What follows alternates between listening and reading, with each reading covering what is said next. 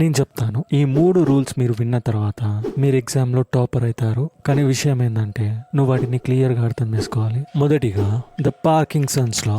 నీ బ్రెయిన్కి నువ్వు 2 గంటలు చదవాలని బుక్ ముందు కూర్చుంటావు. అప్పుడు బ్రెయిన్ దాన్ని ఒక స్ట్రెస్ లాగా తీసుకుంటుంది. అలానే ఒక టాపర్ కేవలం 30 నిమిషాల డెడ్ లైన్ని వాళ్ళ బ్రెయిన్కి ఇస్తారు. 30 నిమిషాలలోనే ఈ చాప్టర్ కంప్లీట్ చేయాలని. ఆ అర్జెన్సీలో బ్రెయిన్ దాని 100% ఎఫర్ట్ చూపిస్తుంది. అలానే రెండవది ఫ్యూచర్ ఎఫెక్ట్. నువ్వు ఇప్పుడున్న సిచ్యువేషన్ గురించి ఆలోచిస్తే ఆ ఎగ్జామే కదా అని లైట్ తీసుకుంటావు. కానీ నువ్వు ఫ్యూచర్లోకి వెళ్ళి నువ్వు ఫెయిల్ అయితే నీ పరిస్థితి ఏంది, ఎంతమంది ఎన్ని మాటలు అంటారో, నీ లైఫ్ ఏమవుతుంది, ఇవన్నీ ఆలోచించావంటే ఖచ్చితంగా నువ్వు వద్దనుకున్నా నీ బ్రెయిన్ నీ బుక్ ముందు కూర్చోబెడుతుంది. అలానే మూడవది, ఇది ట్రిక్ అని చెప్పలేను కానీ ఈ బుక్ ని చదవండి. Student in principle office.